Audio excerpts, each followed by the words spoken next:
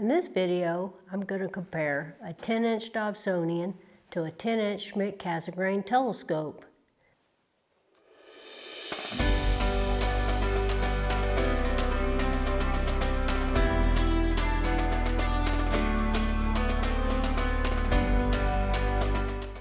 Hello and welcome to the program Sula's Big Adventures with me, Sula.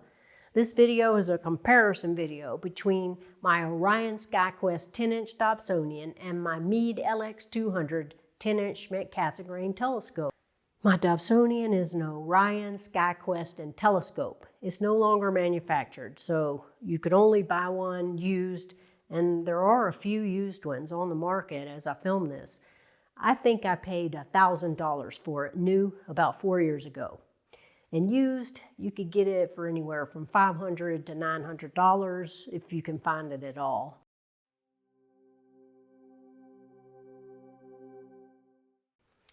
The primary mirror is 254 millimeters. It has a 1200 millimeter focal length, giving it a focal ratio of 4.7. The primary mirror is parabolic, low thermal expansion borosilicate glass, known as BK7. It comes with the 2-inch focuser, Crayford style. It has a resolving power of 0.46 arc seconds and a limiting stellar magnitude of 14.7. The telescope design of a Newtonian is what this telescope is, and that means it's going to have diffraction spikes created by the secondary mirror. And like all Newtonian telescopes, it's going to have coma, meaning the stars at the edge of the field of view will be distorted. But with a 10-inch or 254 millimeter primary mirror, it has a lot of light gathering capability, 56% more than an 8-inch telescope. And it's great on nebulae, galaxies, and it's good on the planets and the moon as well. I think the highest useful magnification of this telescope is 300 times. I think the telescope came with a red dot finder, but I added this correct image right angle finder as well to help locate objects. The telescope is a Dobsonian, so of course it comes with the daisy wheel base, so it includes a mount and a telescope. It's a complete package. It's a great all-around telescope for the price of about $1,000 for a 10-inch or 254 millimeter aperture. The telescope's optical tube weighs 31 pounds with the eyepiece and finder scopes attached to it.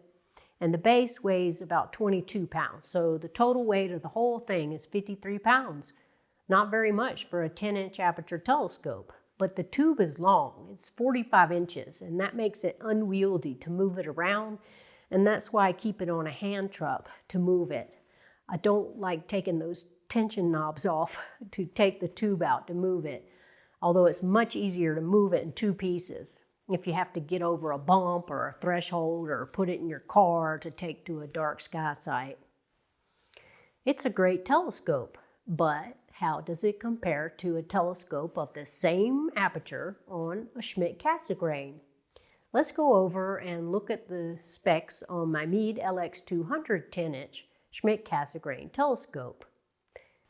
My 10-inch Schmidt-Cassegrain is a Meade.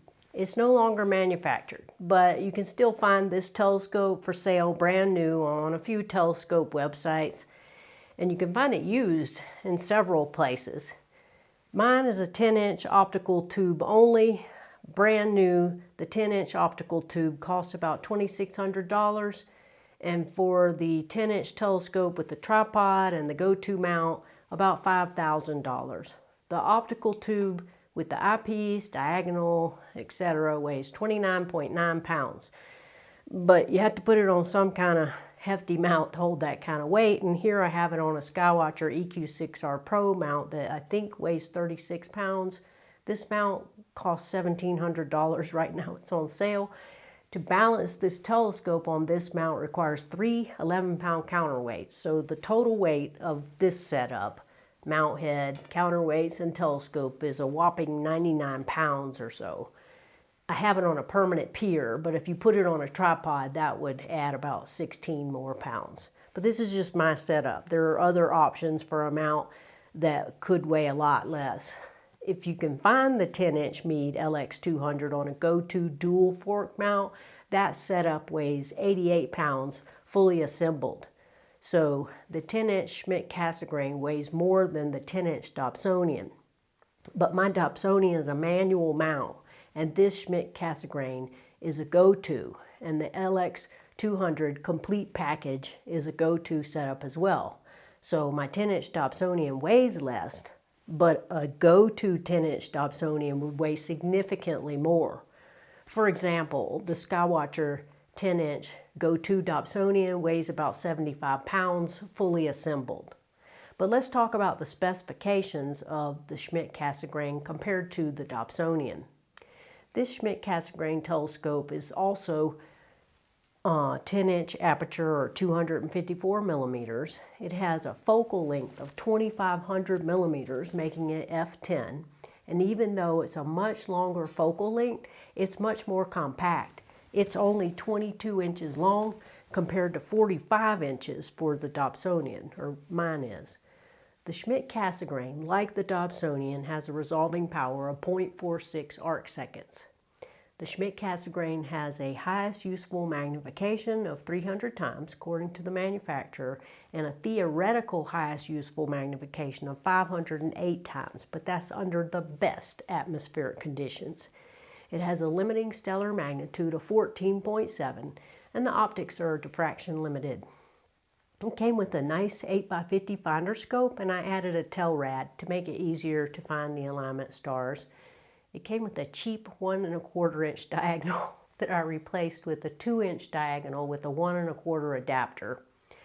And like most Schmidt-Cassegrain telescopes, it has an internal single-speed focuser, and this particular model has mirror lock because on a Schmidt-Cassegrain telescope, the focuser is moving the whole primary mirror inside of the cell. So most all Schmidt-Cassegrain telescopes suffer from image shift, where it goes out of focus when you salute to another object. But this one you could lock the mirror. And like I said, I have this telescope on a Skywatcher Go-To mount. On the dual fork mount version of the LX200, the telescope runs off 8 C-cell batteries, or it can be operated with an external power source. The dual fork mount version, which this is not, has the Meade Audio Star Go-To with a database of 145,000 objects. The Audio Star is a nice go-to mount, and she talks. I don't have it on this 10-inch, but I own the Audio Star on my 12-inch Schmidt-Cassegrain telescope, and it's great, and it's very accurate. The primary mirror on all of the late model Meade Schmidt-Cassegrains is also borosilicate, but it's a spherical mirror, and it has an aspherical secondary mirror to eliminate spherical aberrations. And all Meade Schmidt-Cassegrain telescopes have advanced coma-free optics that give it a flat field of view with no coma, even out to the edges, with extreme wide-angle eyepieces. And it has ultra-high transmission coatings to give it maximum image brightness and contrast at the eyepiece. The advanced coma-free optics also reduces astigmatism. And of course, it doesn't have diffraction spikes like all Dobsonians do because it holds the secondary mirror with those spikes. But both telescopes have some obstruction of incoming light due to the placement of the secondary mirror at the front of the telescope. But the obstruction on the Schmidt-Cassegrain design is going to be more than it is on a Dobsonian. But you're not going to notice it at all, except when you defocus on a star, when you collimate, for example. Both Schmidt-Cassegrains and Dobsonians must be collimated from time to time to make sure that the primary mirror and the secondary mirror are precisely lined up to get the best focus possible. This Meade telescope was manufactured at a plant in Mexico that's now closed, whereas the Dobsonian was manufactured in China. I've never compared the 10-inch Dobsonian to the same size aperture Schmidt-Cassegrain design telescope to see how the optics compare in these two types of telescopes. And that's what we'll do tonight. Okay, Houston, we've got a problem. I'm having a hard time finding the right combination of eyepieces to make them have equal magnification so that it's a fair comparison. The Dobsonian has a 1200 millimeter focal length and the Schmidt-Cassegrain has 2500. So I chose M13. The Keystone cluster is the first object because it's very easy to find. And it looks great in any telescope, honestly. But I was trying to magnify it a lot. And so I can do that with this 3 millimeter Teleview Delight, which is one of my best eyepieces. And it looks great. That's 400 times magnification. And that's a high magnification beyond the manufacturer's suggested useful magnification of 300, but it looked really good. But to get that magnification on the Schmidt-Cassegrain, the only thing I could find was this 25-year-old Orion Sirius Plossel 6.3 millimeter. The hole at the top is so tiny. I don't know what the field of view is, but probably 50. But that gave me 396, so that's as close to 400 as I can get, even though not nearly as nice eyepiece as the Delight. But I'm going to call it a toss-up. It looked great in both telescopes. Now let's try to split a double star. Oh my Lord. I can just barely split epsilon 1 and epsilon 2 Lyrae. I had to go to 396 times with this terrible Sirius Plossel eyepiece, and I could just barely split it. I don't know if it's that the seeing is very bad or this eyepiece is very bad or both. I did split it, but it doesn't look good. So I split epsilon 1 and epsilon 2 Lyrae in the Dobsonian at 400 times. Oh. Beautiful. Now I'm looking at the Crescent Nebula in Cygnus. I can clearly make out the crescent shape. I'm looking with the 40 millimeter eyepiece. It's a 2-inch eyepiece and I don't have any filters for it. But I can see it without a filter. Very pretty and sharp. Wow. Incredibly, I can see the spiral structure of NGC 7331 with this not very good Orion Sirius Plossel 6.3 millimeters. Now I'm looking at the Ring Nebula M57, and it looks pretty good, but I can't see the central star. The seeing's not very good tonight, and you need to have high magnification in order to see the central star, and when the seeing is bad, it's hard to magnify very much, so I can't see it, but that's not surprising because it's very hard. Now I'm looking at the Ring Nebula M57, and it looked quite nice at a lower magnification, but I increased the magnification to 396 times. I could not see the central star, which is not surprising. Now I'm looking at Jupiter in the Dobsonian at 400 times magnification. It's not super sharp, but that's because the seeing is not very good tonight, and I can't blame it on the optics in the telescope. Now I'm looking at Jupiter. It looks pretty good. The seeing's not that great, and Jupiter's still low in the sky, but I can see the bands and the moons.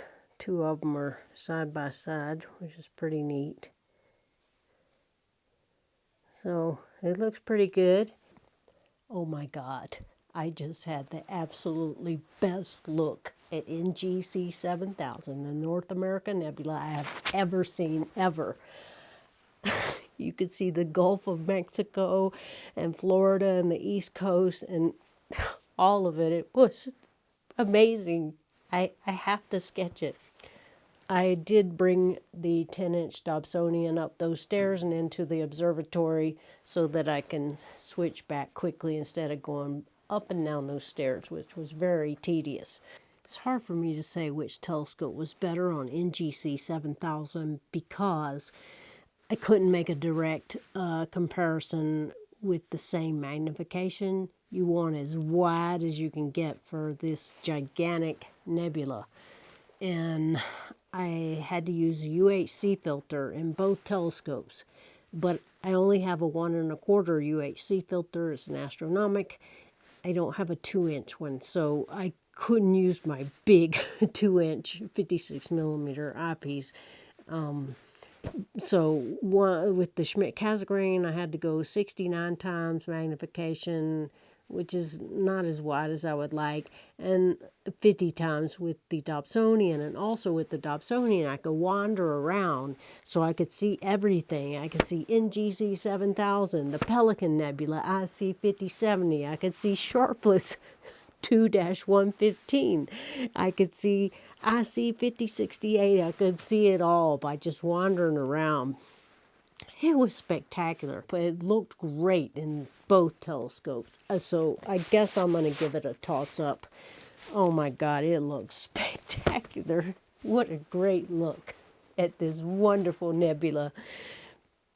I think Jupiter looks better in the Schmidt-Cassegrain than the Dobsonian, and I think the discrepancy between Saturn and Jupiter, because Saturn looked way better in the Dobsonian, Jupiter looks better in the Schmidt-Cassegrain, is because you don't have to magnify nearly as much on Jupiter because it's so much brighter. And so I was able to get a much crisper look at it than I was in the Dobsonian. So the Schmidt-Cassegrain wins on Jupiter and the Dobsonian wins on Saturn. It is so late now that Orion has come up, so let's have a look at the Orion Nebula. Oh wow. The Great Orion Nebula looks fantastic. The trapezium is crystal clear. It looks good in the Dobsonian, but I have to give it to the Schmidt-Cassegrain on M42, the Great Orion Nebula. It is spectacular. Oh my goodness, I've been having such a great time. I didn't realize how late it is. It's almost 3 a.m., so I better pack it in. But I had such a great time with both telescopes, and I'll give you my final impressions tomorrow. I'm ready to give my final thoughts about how a 10-inch Dobsonian compares to a 10-inch Schmidt-Cassegrain telescope. Saturn looked way better in the Dobsonian on the second night of viewing than it did in the Schmidt-Cassegrain. I cannot explain it, except maybe it was the eyepiece, because I was using a very high quality Teleview eyepiece in the Dobsonian. But Saturn was much nicer in the Dobsonian. Jupiter I thought looked better in the Schmidt-Cassegrain. I think it's because I didn't have to magnify Jupiter as much. I only looked at the moon in the Dobsonian because it came up too late. A couple of objects that looked about the same in both telescopes were M13, M57, NGC 7000. And the Andromeda Galaxy I thought looked better in the Schmidt-Cassegrain. It was more detailed. And M42, the Great Orion Nebula, looked better and sharper in the Schmidt-Cassegrain. So I feel that the optics on the Schmidt-Cassegrain are superior to the optics on the Dobsonian. It became most noticeable when using wide-field eyepieces, when the coma on the Dobsonian became very obvious, whereas the Schmidt-Cassegrain has no coma at all. I didn't detect any optical defects, no astigmatism or coma on the Schmidt-Cassegrain, whereas the Dobsonian had obvious coma. It can be corrected with a coma corrector, but personally, it doesn't bother me that much. What I cannot tolerate are false colors, which drive me crazy, but they're not a problem on either a Newtonian or on a Schmidt-Cassegrain. That's a problem for cheap refractors and achromats. The optics in the Dobsonian were good, but I just felt they were superior in the Schmidt-Cassegrain telescope, except for Saturn, which I cannot explain. But Saturn was obviously better in the Dobsonian. So a 10-inch Dobsonian, it's about $1,000, whereas a 10-inch Schmidt-Cassegrain, if you can even find one, would cost about $2,600 new, less for a used one. Plus you'll need a mount to put it on. Or You can still find a few 10-inch Schmidt-Cassegrains on a dual fork go-to mount for about $5,000 new. The Dobsonian weighs about 58 pounds, while the optical tube alone on the Schmidt-Cassegrain weighs 30 pounds. But the Schmidt-Cassegrain is far more compact at 22 inches long versus 45 inches long for the Dobsonian. So you pay more for the Schmidt-Cassegrain for the superior optics and the compact form. But this Dobsonian is a manual mount, which means you constantly have to nudge it to keep the object in the field of view, which can become annoying when trying to study an object for a prolonged period of time, like looking for the central star in M57, the Ring Nebula, or studying a planet for a prolonged period. But a go-to version of this Dobsonian would cost a lot more. For example, Skywatcher's go-to 10-inch Dobsonian is $1,700 and it weighs about 75 pounds. But since Meade no longer manufactures Schmidt-Cassegrains, to my knowledge, no one is currently manufacturing a 10-inch model Schmidt-Cassegrain telescope. Celestron, the major competitor to Meade in the Schmidt-Cassegrain market, makes a 9¼ inch and an 11-inch Schmidt-Cassegrain telescope, which is close, but not exactly 10 inches. And they sell those telescopes in various configurations. Optical tube only, a dual fork mount, and incredibly the 9¼ even on a single fork mount, which seems impossible to me. So you can still get a Schmidt-Cassegrain from Celestron in those sizes. So with the Schmidt-Cassegrain, you get superior optics and a compact form, and in a Dobsonian, you get a lot of aperture for about half the price of a similarly sized Schmidt-Cassegrain telescope, but with a much longer tube. Both telescopes are great telescopes, and I recommend both of them.